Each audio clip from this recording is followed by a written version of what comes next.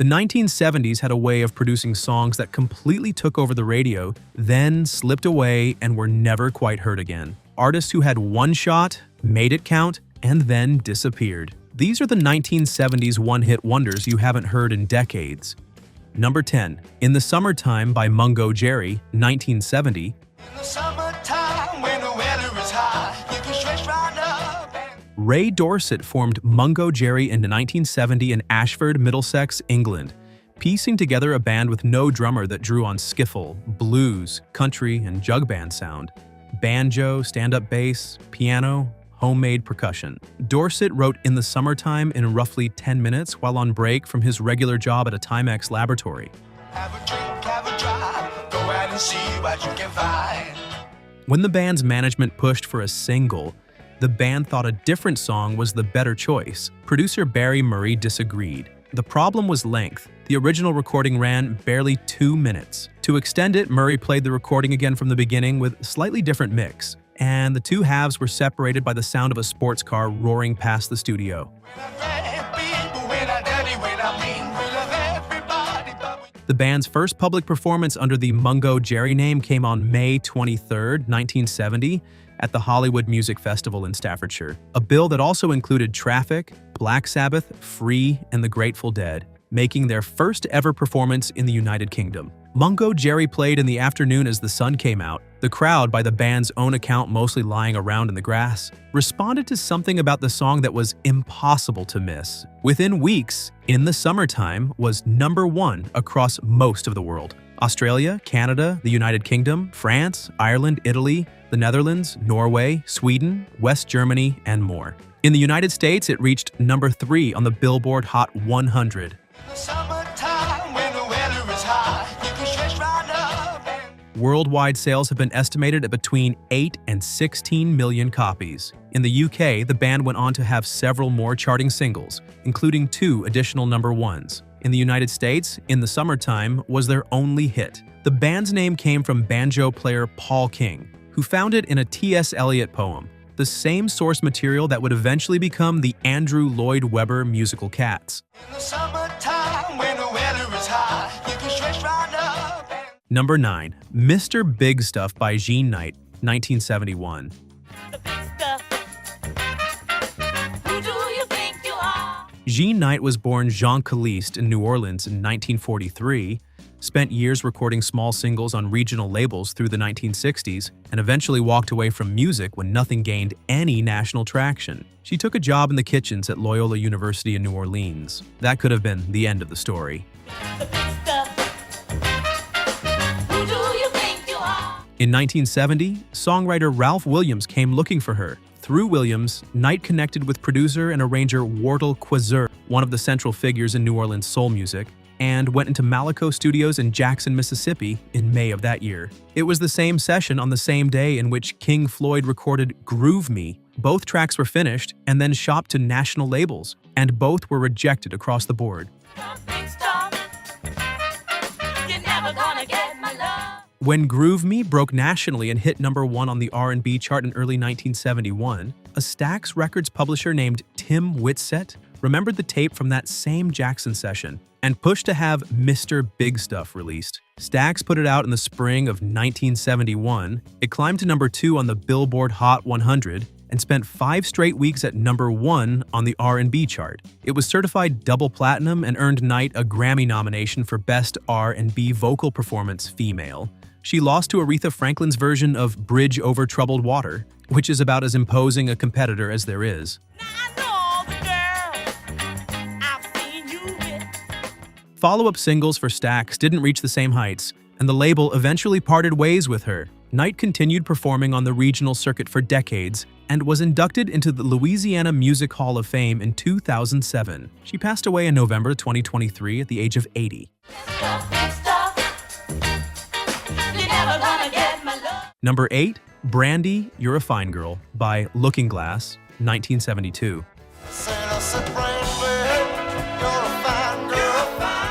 Looking Glass formed in 1969 at Rutgers University in New Brunswick, New Jersey, and built their early reputation playing fraternity parties and local bars across the tri-state area. Guitarist and vocalist Elliot Leary, Pianist Larry Gonski, bassist Peter Sweevil, and drummer Jeff Grob were eventually signed to Epic Records by Clive Davis.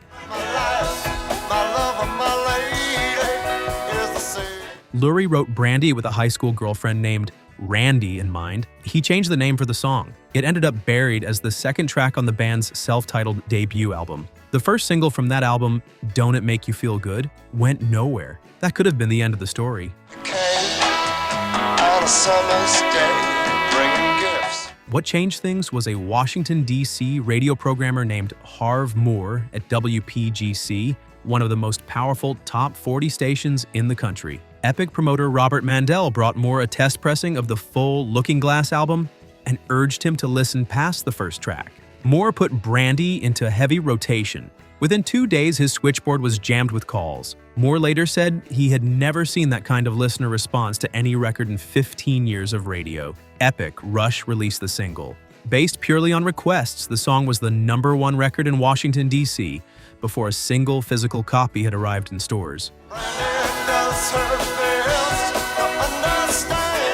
Brandy, You're a Fine Girl, hit #1 on the Billboard Hot 100 on August 26, 1972, and remained on the chart for 16 weeks. The Social Security Administration later documented a notable increase in the name Brandy being given to newborn girls in 1972 and 1973. Barry Manilow's 1974 hit Mandy had originally been titled Brandy. The title was changed specifically to avoid confusion with the Looking Glass song. Number 7. Seasons in the Sun by Terry Jacks, 1974. We had joy, we had fun, we had seasons in the sun. The song that became Seasons in the Sun began as a 1961 Belgian chanson called Le Moribond, The Dying Man, written by Jacques Brel. It was dark and unsentimental, a man on his deathbed delivering final words to his loved ones, including a best friend he suspected of having had an affair with his wife. American poet Rod McCuen translated it into English in the early 1960s, and the Kingston Trio recorded a version in 1964 that preserved much of that bitterness. Think of me and I'll be there. We had joy, we had fun. Terry Jacks was a Canadian singer from Vancouver who had been part of the psychedelic folk duo The Poppy Family with his then-wife Susan, scoring a #2 hit in the United States in 1969 with Which Way You Goin' Billy. When the group dissolved in 1973, Jacks had been spending time with the Beach Boys while producing tracks for their 1971 album Surf's Up. He brought Seasons in the Sun to Carl Wilson, thinking it could work for the group. Sessions were started, but Brian Wilson kept wanting to rework the production. Jacks grew frustrated with the internal complications and eventually decided to record his own version. We had joy, we had fun, we had seasons in the sun. Around that same time, a close friend of his died of leukemia. Jacks rewrote large portions of the original lyrics, stripping out the bitter, accusatory elements and replacing them with something more peacefully elegiac. He dedicated the recording to his friend and released it on his own label, Goldfish Records. Bell Records picked up the American distribution. But the wine and the song, like the seasons have all gone. Seasons in the Sun hit #1 on the Billboard Hot 100 on March 2nd, 1974, and stayed there for 3 weeks. It remains the biggest-selling single by a Canadian artist in recording history, with worldwide sales estimated at 14 million copies. Jacks had additional hits in Canada, but nothing repeated his American success. He stepped back from music in the mid-1970s, became a Christian, and devoted much of the rest of his life to environmental activism, fighting against pulp mill pollution in Howe Sound, British Columbia,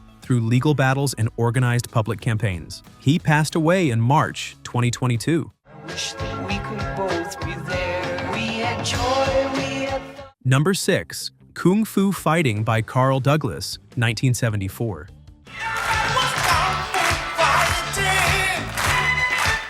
Carl Douglas was a Jamaican-born session singer living in London when he came together with Indian-born producer Bidu Apaya in 1974 to record a single called I Want to Give You My Everything. After spending more than 2 hours on that recording, they had roughly 10 minutes of studio time remaining and needed a B-side. Everybody was kung fu fighting.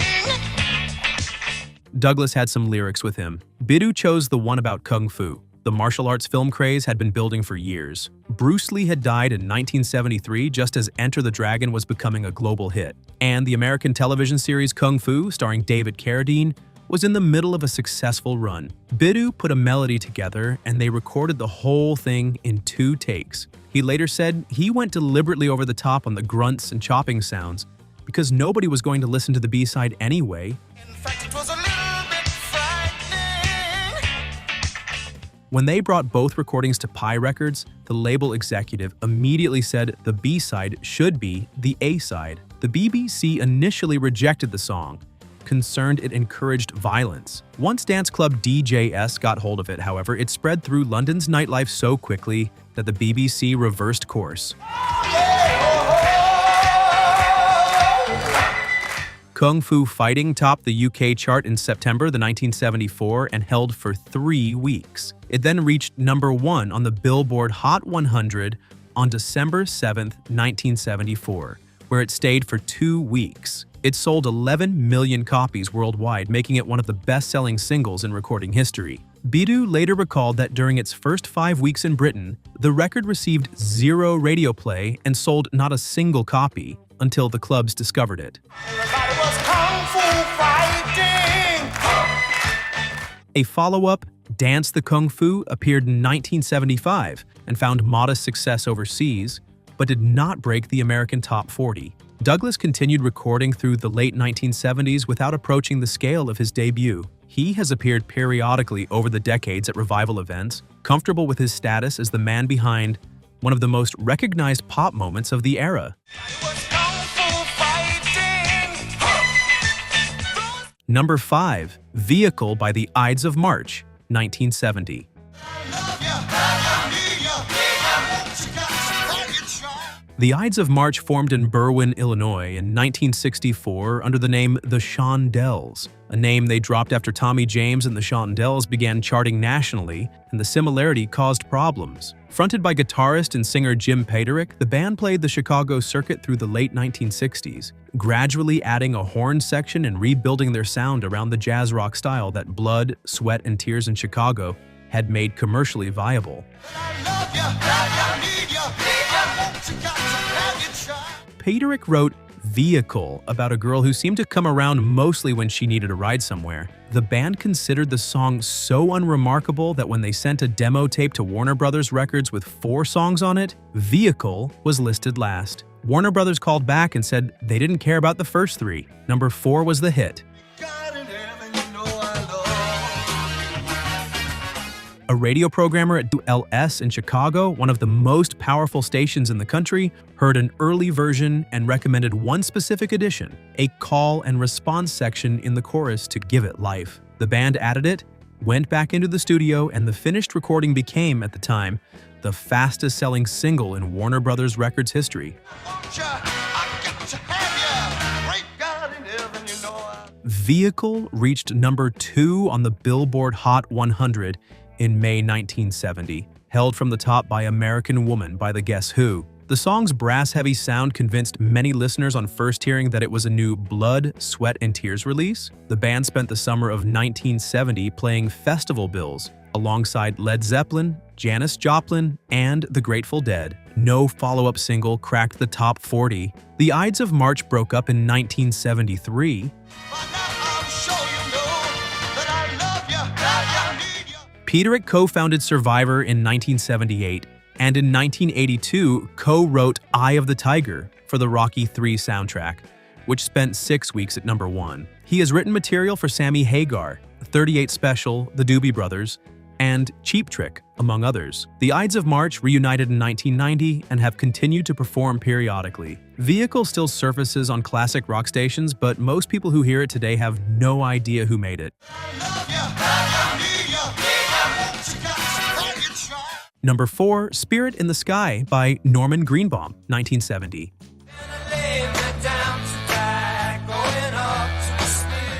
Norman Greenbaum grew up in Malden, Massachusetts, studied music at Boston University, dropped out, and moved to Los Angeles, where he spent several years in a psychedelic jug band called Dr. West's Medicine Show and Junk Band. They had a minor novelty hit in 1966 called The Eggplant That Aya Chicago. which tells you most of what you need to know about where Greenbaum was in his career at that time. He went solo, started writing folk songs, and one evening caught country legend Porter Wagoner singing a gospel number on television. The image stayed with him. He had also recently come across a greeting card with the words "Spirit in the Sky" on it. Greenbaum was Jewish, raised in an observant household, and had never written anything with a Christian theme.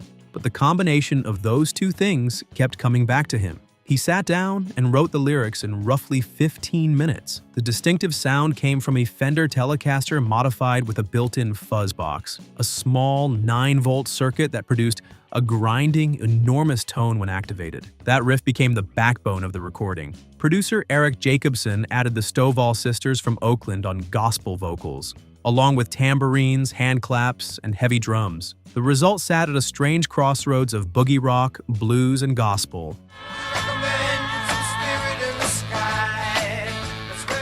Reprise Records had already released 2 other singles from Greenbaum's debut album without success, and they were skeptical about this one. It was 4 minutes long, and the lyrics were about Jesus, neither of which was typical for Top 40 radio in 1969. They eventually relented. By April 1970, the song had reached number 3 on the Billboard Hot 100 and spent 8 weeks in the top 10. It sold 2 million copies in the United States and topped charts in the UK, Canada, and Australia. John Lennon, in his 1970 Rolling Stone interview, said it was one of his favorite records on the radio at the time. Nothing that followed came close. By the 1980s, Greenbaum had left music and was working through restaurant kitchens in Northern California. First as a cook, then as a sous chef, then as a kitchen manager. He has said without apparent bitterness that he was fine with it. The song has appeared in more than 60 films and dozens of commercials. It topped the UK chart again in 1986 through a cover by Doctor and the Medics, and once more in 2003 through a cover by Gareth Gates, making it one of the very few songs to reach number 1 in 3 separate decades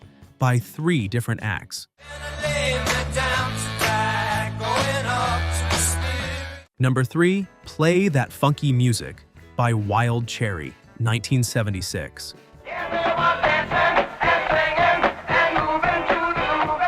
Wild Cherry was a hard rock band from Steubenville, Ohio, formed by guitarist and singer Rob Parisi in 1970. By the mid-1970s, the landscape for rock clubs had shifted sharply as disco took hold. Parisi eventually convinced his bandmates to adapt, and the band began playing disco venues around Pittsburgh, clubs where their original rock sound was reliably clearing the dance floor. One night at a Pittsburgh club, a patron came up to the drummer during a break and made it plain. If they were going to play in a place like that, they needed to play funky music. Parisi grabbed a drink order pad, borrowed a pen from the bartender, and wrote the song in roughly 5 minutes. He finished the last verse in the car on the way home.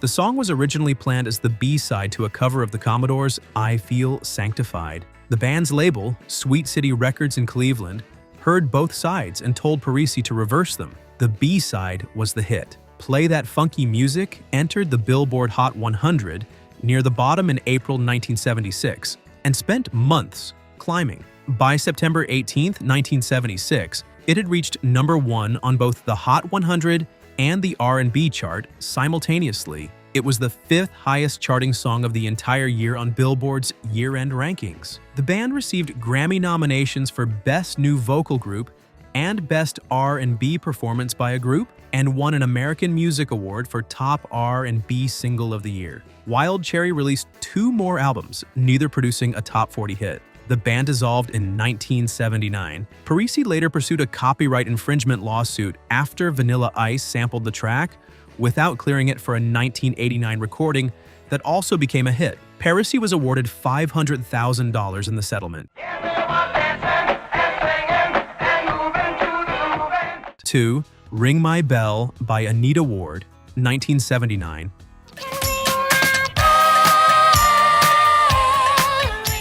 Anita Ward was born in Memphis in 1956, earned a psychology degree from Rust College in Mississippi, and was working as a substitute teacher when she began recording with producer Frederick Knight at Warner Records, a small Memphis label. She had been a gospel singer since childhood and had previously sung with her own gospel quartet before signing with the label. While recording her debut album, Knight needed one more song. He had written Ring My Bell a year earlier for Stacey Ladisaw, who was 11 at the time. The original concept was entirely innocent, a light number about kids chatting on the telephone. When Ladisaw signed with a different label, Knight had a finished track with nowhere to go. He brought it to Ward, who was not enthusiastic. Knight convinced her that with disco still dominating the charts, a dance track was essential, and he rewrote the lyrics with a more adult tone. Recording required 3 studios, 4 engineers, and an additional late-night mixing session before it was done. The most distinctive element was a snare electronic drum pad that produced a decaying, high-pitched tone on the first beat of every measure, a sound that had not been used quite that way in a pop recording before. When the call came, telling Ward the single had gone gold, she was unaware it had even been on the radio. She had heard nothing about its release. She nearly declined an appearance on the Midnight Special television program because she had a class to teach the following morning before ultimately agreeing to go.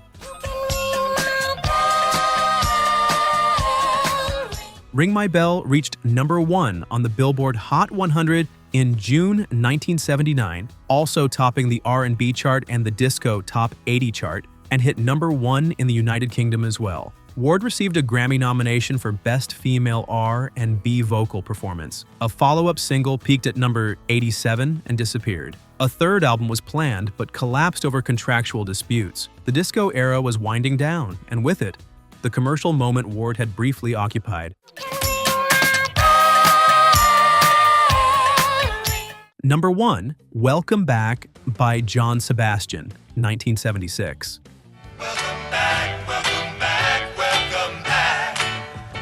John Sebastian's career before Welcome Back reads like a highlight reel of 1960s American pop. As the founder and frontman of the Lovin' Spoonful, he wrote and performed Do You Believe in Magic?, Daydream, Summer in the City, Did You Ever Have to Make Up Your Mind?, and Nashville Cats, among others. The Lovin' Spoonful were one of the essential groups of the decade. By 1968, the band had split apart and Sebastian was pursuing solo work that never quite found the same footing. In 1975, television producer Alan Sachs came to Sebastian with a commission: write a theme song for a new ABC sitcom called Cotter, about a Brooklyn-born teacher returning to his old high school to teach a class of remedial students, known as the Sweat Hogs. Sachs wanted something with the warm, laid-back feel of the Lovin' Spoonful. Sebastian sat down to write a song using the show's title and immediately ran into a problem. The only word that rhymed with Cotter was otter. He abandoned that approach and came at it from a different angle. A song about what it feels like to go back to the place that made you.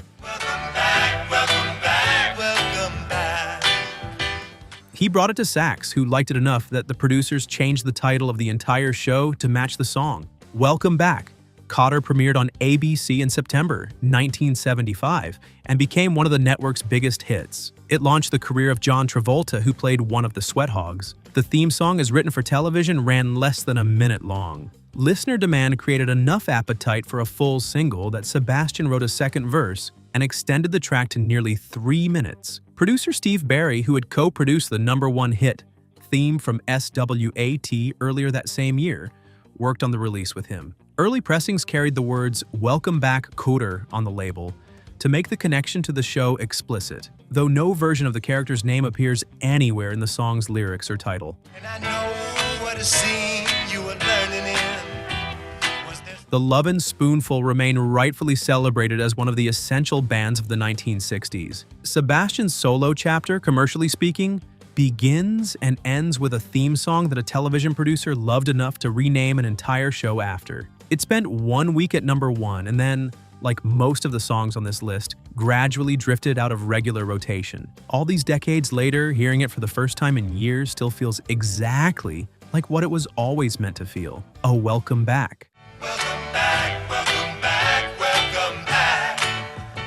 There's something genuinely moving about one-hit wonders when you look at them closely. These weren't flukes in any dismissive sense. They were moments, perfect intersections of timing, talent, and luck, that most artists spend entire careers chasing and never find. Some of the people behind these songs went on to find success in other ways. Others disappeared entirely. A few became substitute teachers, environmental activists, restaurant cooks, or small-town mayors. And the songs just kept playing in films and commercials and on the radio long after anyone could remember exactly who made them. If any of these brought something back, a summer, a car radio, a particular afternoon in a decade that feels both ancient and very close. Let us know in the comments. And if you enjoyed the trip, go ahead and like the video and subscribe. There are plenty more of these waiting.